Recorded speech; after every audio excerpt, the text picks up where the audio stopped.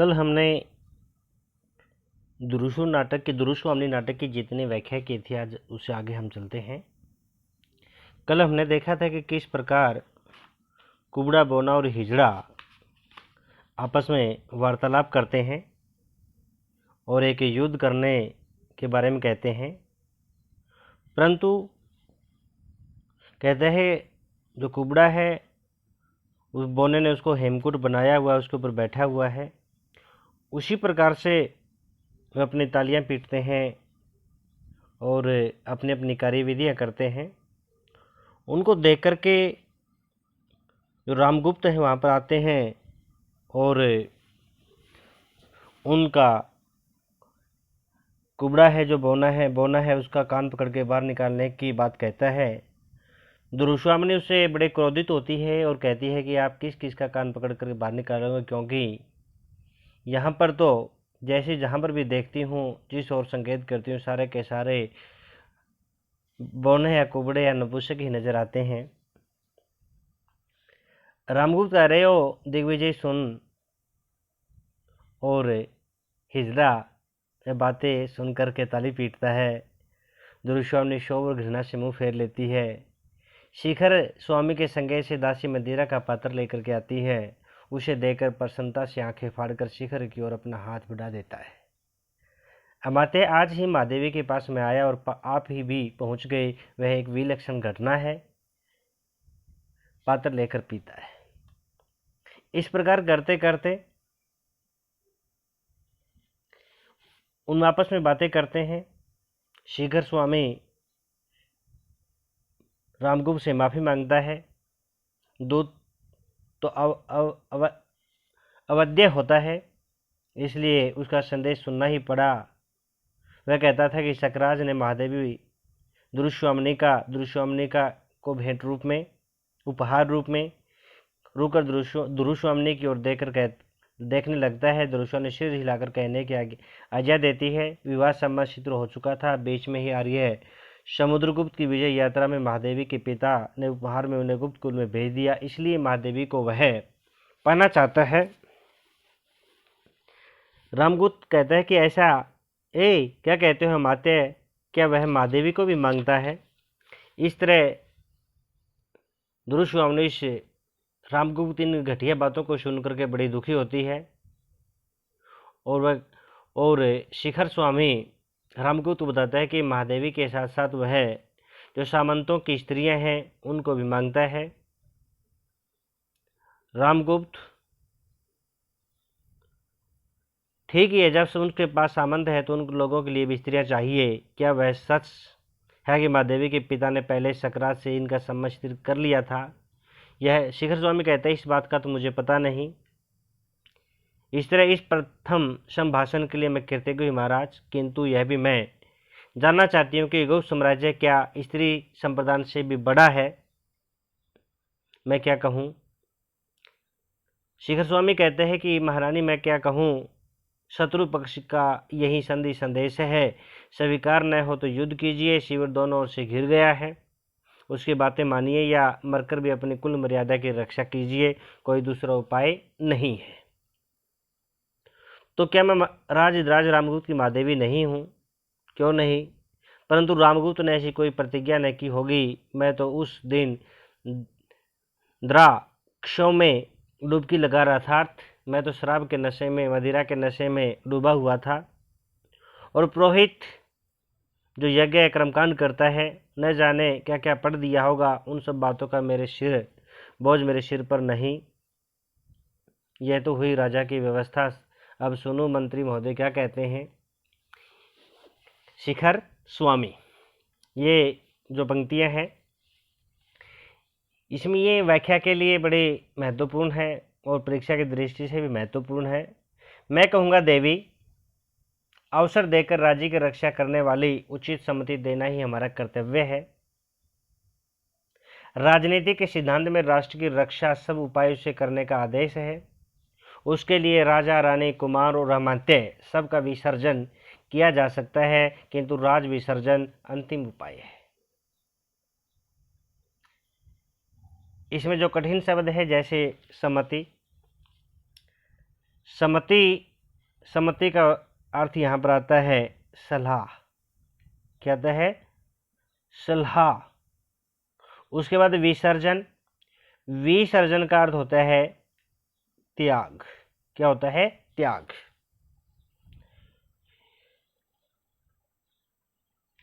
इसी प्रकार अब हम प्रसंग इसका लिखेंगे। प्रसंग आपने इस प्रकार से लिखना है कि प्रसंग में हमने कुछ ज़्यादा ना जैसे पीछे लिखते थे उसी प्रकार से हमने ये भी लिखना है। जैसे प्रस्तुत पंक्तियाँ जयशंकर प्रसाद के सुप्रसिद्ध नाटक दृश्यवाणी से उद्धृत है। प्रस्तुत गद्यांश में नाटक जो पुरुष पात्र शिखर स्वामी के शब्द है। इन पंक्तियों में शिखर स्वामी कहता है और रामगुप्त शिखर स्वामी से ऐसी व्यवस्था करने के लिए अनुरोध करता है। इसलिए दृश्यवाणी अत्यंत शुभ दुखी और क्रोधित होकर शिखर स्वामी से उसके द्वारा दी गई व्यवस्था के विषय में पूछती है। उनकी क्या व्यवस्था है? इसका उत्तर देते हुए शिखर स्वामी ये शब्द कहता है। क्या कहता है? मैं कहूँगा देवी, अवसर देखकर राज्य की रक्षा करने वाली उचित सहमति देना ही हमारा कर्तव्य है। शिखर स्वामी दृश्यवाणी से प्रश्न का उत्तर देते हुए कहता है कि मैं अवसर के अनुकूल, समय के अनुकूल राज्य की रक्षा करने वाली नीति का पक्षधर हूँ। राजनीति का सिद्धांत कहता है कि राष्ट्र की रक्षा करना ही हमारा सर्वप्रथम कर्तव्य है। राष्ट्र की रक्षा हेतु यदि राजा कौन है? रामगुप्त है। रानी कौन है? दृश्यवामिनी है। कुमार कौन है? चंद्रगुप्त है। वे अमात्य कौन है? स्वयं यहाँ पर जो शिखर स्वामी है, जो महामंत्री है, कहते हैं सबका त्याग और बलिदान भी करना पड़े तो किया जा सकता है। राज्य का त्याग राजनीति के सिद्धांत में अंतिम त्याग होता है। कहने का तात्पर्य यह है कि राज्य की रक्षा ही सब संकटपूर्ण स्थिति में महत्वपूर्ण बात है। यदि राजा को रानी की इस समय बलि देनी पड़े तो नीति विरुद्ध बात नहीं होती। वह राष्ट्र प्राय संकट के समाधान के लिए दृश्यवामी के त्याग का समर्थक भी है। फिर हम लिखेंगे भावार्थ। इन पंक्तियों के माध्यम से यही भावार्थ निकलता है कि रामगुप्त की कायरता और शिखर स्वामी की कूटनीति का वर्णन इन पंक्तियों में किया गया है। भाषा सहज सरल एवं पात्रानुकूल है। साहित्यिक खड़ी बोली है। अभी व्यंजना शब्द शक्ति है। संवाद शैली का प्रयोग किया गया है। उसके बाद है दृश्यवामिनी। अमात्य तुम बृहस्पति हो चाहे शुकर, किंतु दूर्त होने से ही क्या मनुष्य भूल नहीं करता। कहने की बात है, यहाँ पर कोई ज़्यादा मुश्किल नहीं है। जब शिखर स्वामी की बातों को सुन करके जो दृश्यवामिनी है वह शिखर स्वामी से कहती है, क्या कहती है कि माते हे मंत्री, ए महामंत्री, कहती है धूर्त होता है कपटी, उसमें यह भ्रम होता है भ्रांति। आपने प्रश्न उसी तरह लिखना है। क्या कहते हैं? कहती है ए माते तुम बृहस्पति हो चाहे शुक्र, किंतु दूर्त होने से ही क्या मनुष्य भूल नहीं कर सकता। कहने की बात है कि अमात्य या महामंत्री शिखर स्वामी, तुम चाहे कोई नीति शास्त्र का गुरु बृहस्पति कहें तुम्हें या शुक्राचार्य, परंतु तुम वास्तव में बड़े कपटी हो। तुम्हें यह नहीं भूलना चाहिए कि यदि कोई व्यक्ति कपटी है तो उसे भूल नहीं हो सकती। आर्य समुद्रगुप्त के पुत्र को पहचानने में तुमने भूल तो नहीं की। दृश्यवामिनी के कहने का अभिप्राय यह है कि कपटी व्यक्ति भी भूल कर सकता है। फिर वह शिखर स्वामी से प्रश्न करती है, कहती है कि कहीं उसने भी तो आर्य समुद्रगुप्त के पुत्र को पहचानने में तो भूल नहीं कर दी और भ्रांतिवंश सिंहासन पर भ्रम से किसी दूसरे व्यक्ति को तो नहीं बिठा दिया। कहती है कि भ्रांतिवंश चंद्रगुप्त जैसे धीर वीर पराक्रमी पुत्र को सिंहासन पर बैठाने की बजाय कायर, कलेव और संकालू रामगुप्त को तो सिंहासन पर नहीं बैठा दिया। इन पंक्तियों का भावार्थ ये निकलता है कि शिखर स्वामी का धूर्त कपटी रूप, रामगुप्त की कायरता, कलियुग संकालु चरित्र उभर करके सामने आता है।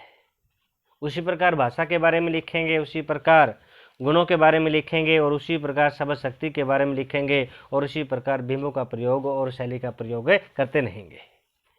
उसका दुरुस्वामिनी कहती है, कुछ नहीं, मैं केवल यही कहना चाहती हूँ कि पुरुषों ने स्त्रियों को अपनी पशु संपत्ति समझकर उन पर अत्याचार करने का जो अभ्यास बना लिया है वह मेरे साथ नहीं चल सकता।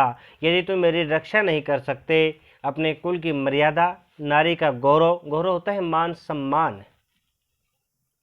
नहीं बचा सकते तो मुझे बेच भी नहीं सकते हो। हाँ, तुम लोगों को आपत्ति से बचाने के लिए मैं स्वयं यहाँ से चली जाऊंगी। यहाँ पर भी ये इन पंक्तियों में भी दुरुस्वामिनी के ही शब्द है, उन्हीं का संवाद है। वह कहती है इन पंक्तियों के माध्यम से जो उपहार में देने की जो व्यवस्था की गई है उससे चिढ़ करके, उनकी कूटनीति को कथन सुन करके, जो कूटनीति जो चाल थी उनका कथन को सुन करके दुरुस्वामिनी उसे फटकारती हुए शब्द कहती है। क्या कहती है? कुछ नहीं, मैं केवल यही कहना चाहती हूँ कि पुरुषों ने स्त्रियों को अपनी पशु संपत्ति समझकर उन पर अत्याचार करने का जो अभ्यास बना लिया है वह मेरे साथ नहीं चल सकता। कहने के बाद दुरुस्वामिनी रामगुप्त शिखर स्वामी की चाल को भली भांति पहचान जाती है, इसलिए वह उन्हें फटकारती हुई कहती है कि पुरुषों ने स्त्रियों को पशुओं के समान अपनी संपत्ति समझकर, जिस प्रकार लोग पशुओं को अपनी संपत्ति समझते हैं, उन पर अत्याचार किया जाता है। जिस प्रकार पशु की इच्छा के बिना उसे किसी के हाथों बेच भी दिया जाता है, उसी प्रकार पुरुष नारी को भी उसकी इच्छा जाने बिना उसे किसी भी पुरुष के हवाले कर सकता है। पुरुषों ने स्त्रियों पर ऐसा अत्याचार करने का जो अभ्यास बना लिया है, अथवा नारी जाति पर अत्याचार करने की पुरुष की जो आदत बन गई है, उसे मैं सहन नहीं कर सकती। यदि तुम मेरी रक्षा नहीं कर सकते, अपने कुल की मर्यादा, नारी का गौरव, मान सम्मान नहीं बचा सकते, तो मुझे बेच भी नहीं सकते। दुरुस्वामिनी अपने स्वाभिमान की रक्षा करती हुई कहती है, यदि तुम मेरी रक्षा नहीं कर सकते या तुम इतने कायर हो कि अपने कुल की मर्यादा की रक्षा के लिए लड़ भी नहीं सकते और अपने कुल की नारी के गौरव, आत्म सम्मान की रक्षा नहीं कर सकते, तो तुम्हें मुझे बेचने का भी कोई अधिकार नहीं है। कहती है कि जो व्यक्ति किसी की रक्षा नहीं कर सकता तो उसे किसी को बेचने का अधिकार भी नहीं मिल सकता। यदि, क्या कहती है, हाँ, तुम लोगों को आपत्ति से बचाने के लिए मैं स्वयं यहाँ से चली जाऊंगी। यदि मेरे यहाँ रहने से तुम लोगों पर संकट आ गया है, मुसीबत आ गई है, या आप मुसीबत में घिर गए हो, तो तुम्हारे इस संकट को, इस समस्या को, इस मुसीबत को दूर करने के लिए मैं स्वयं ही यहाँ से चली जाऊंगी। इन पंक्तियों से जो दुरुस्वामिनी का स्वाभिमान की भावना व्यक्त हुई है, नारी अपने स्वाभिमान की रक्षा करने में स्वयं जाग उठी है, भाषा ओजपूर्ण है, जोशली भाषा का प्रयोग इनमें किया गया है और संवाद शैली है। इसी प्रकार से रामगुप्त उसे देखता हुआ, तुम सुंदर हो, ओह कितनी सुंदर, किंतु सोने की कटार पर, देखो क्या कहता है, सोने की कटार, सोने की छुरी पर मुग्ध होकर के, क्या कहता है, मुग्ध होकर के, मुग्ध होना, आकर्षित होना, क्या होता है, आकर्षित होना। उसे कोई अपने हृदय में डुबा नहीं सकता। तुम्हारी सुंदरता, तुम्हारा नारीत्व अमूल्य है। फिर भी अपने लिए मैं स्वयं कितना आवश्यक हूं, यह कदाचित तुम नहीं जानती। कहने की बात क्या है? दुरुस्वामिनी की बातों को सुनकर के जब अपने स्वाभिमान की रक्षा की बात करने की बात कहती है और वो कहती है कि तो मेरी रक्षा भी नहीं कर सकते, तो मुझे बेच भी नहीं सकते, उनकी बातों को सुनकर के रामगुप्त दुरुस्वामिनी से कहता है कि बेशक दुरुस्वामिनी बहुत सुंदर हो, उसका सौंदर्य अनुपम है, परंतु व्यवहारिक रूप से यह किसी के लिए संभव नहीं है कि कोई सोने की कटार के सौंदर्य पर मुग्ध होकर उसे अपने हृदय में उतार ले और अपने प्राणों का त्याग कर दे। तुम्हारी सुंदरता, तुम्हारा नारीत्व अमूल्य हो सकता है, फिर भी अपने लिए मैं स्वयं कितना आवश्यक हूं, तुम या यह कदाचित शायद तुम नहीं जानती। रामगुप्त का कहना है कि वह दुरुस्वामिनी के सौंदर्य, उसके मान सम्मान को बचाने के लिए स्वयं अपने प्राणों को दांव पर नहीं लगा सकता। वह पुनः दुरुस्वामिनी से कहता है कि उसका सौंदर्य, उसका नारीत्व अमूल्य है, परंतु वह स्वयं अपने लिए कितना जरूरी है यह वही जानता है। इस रहस्य को दुरुस्वामिनी नहीं जानती। रामगुप्त के कहने का आशय यह है कि वह अपनी कीमत पर दुरुस्वामिनी को नहीं बचा सकता। इसमें भावार्थ लिखेंगे। इन पंक्तियों का भावार्थ यही निकलता है कि रामगुप्त का जो चरित्र है वो कायरता का है, वह नीति विहीन है और अपनी पत्नी के प्रति ही घृणा के भाव या घृणा का व्यवहार करता है और एक संकालु व्यक्ति भी है। दुरुस्वामिनी उसकी बातों खड़ी होकर के रोष में जब उसकी बातें सुनती है, निर्लज, बेशरम, मद्यपशराबी, कलेव कायर, ओह, तो मेरी कोई रक्षक नहीं, ठहर कर, नहीं, अपनी रक्षा मैं स्वयं करूंगी। मैं उपहार में देने की वस्तु शीतल मणि नहीं हूं। क्या कहती है? मैं उपहार में देने की वस्तु शीतल मणि नहीं हूं। मुझ में रक्त की लालिमा, तरल लालिमा है। रक्त होता है खून। उपहार भेंट में दे, भेंट, मेरा हृदय उष्ण है। उष्ण का अर्थ होता है गर्म, और उसमें आत्म सम्मान की ज्योति है, प्रकाश है। उसकी रक्षा मैं स्वयं करूंगी। रसना से कृपाणी निकालती है। रसना होती है तगड़ी, जो अपनी कमर है, वहां पर क्या करती है? कृपाण होता है, जो कृपाणी है उसको बोलते हैं छुरी। दुरुस्वामिनी रामगुप्त को मुंह से यह शब्द सुनकर कि तुम उपहार की वस्तु हो, आज मैं तुम्हें किसी दूसरे को देना चाहता हूं, इसमें तुम्हें क्यों आपत्ति हो? क्रोध से कांप उठती है। वह रामगुप्त को फटकारती हुई कहती है कि यदि तुम मेरी रक्षा नहीं कर सकते और कोई अन्य भी मेरा कोई रक्षक नहीं है, तो मैं अपनी रक्षा स्वयं करूंगी। वह स्पष्ट शब्दों में कहती है कि मैं किसी को उपहार में देने की वस्तु शीतल मणि नहीं हूं, जिसे जब चाहा किसी को सौंप दिया। मुझ में जीवन की प्राण धारा प्रभावित है। मेरे अंदर भी क्या है? गर्म खून बहता है, गर्म रक्त, उष्ण रक्त का प्रभाव होता है। मेरी ध्वनियों रक्त की तरह लालिमा है तथा मेरा हृदय भी अपने आत्म सम्मान के प्रति सचेत है, जाग उठा है। प्राणों के रहते में इस प्रकार अपने अस्तित्व और गौरव को मिट्टी में न मिलने दूंगी। मेरे हृदय में आत्म सम्मान का प्रकाश प्रकाशित है, अतः अपने नारीत्व की रक्षा स्वयं करूंगी। कहने के बाद इन पंक्तियों से यही भावार्थ निकलता है। दुरुस्वामिनी का जो तेजस्वी रूप प्रकट होता है और वह सशक्त सबला नारी के रूप में प्रकट होती है और अपने आत्म सम्मान को बचाने के लिए स्वयं लड़ना चाहती है।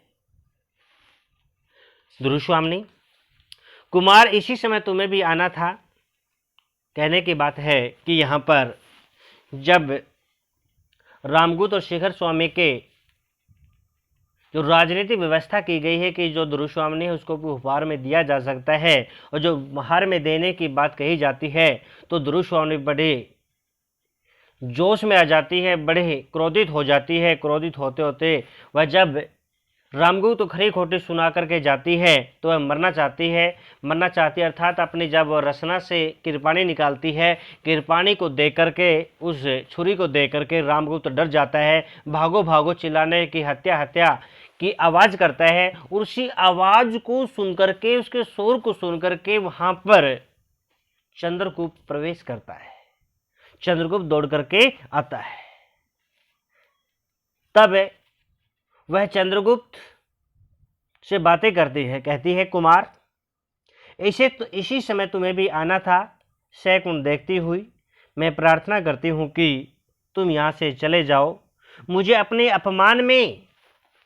अपमान अपनी बेइज्जती में निर्वसन वस्त्र रहित नग्न देखने का किसी पुरुष को अधिकार नहीं है। मुझे मृत्यु की चादर से अपने को ढक लेने दो। कहते हैं मुझे मरने दो। इन पंक्तियों में दुर्स्वामी चंद्रगुप्त से प्रार्थना करती है कि वह चला जाए, उसे आत्महत्या करने से न रोके, क्योंकि वह नहीं चाहती कि अपमान की स्थिति में जीवित देकर कोई उसका उपहास करे, मजाक करे। जिस प्रकार निर्वसना अर्थात नंगी नारी किसी पुरुष द्वारा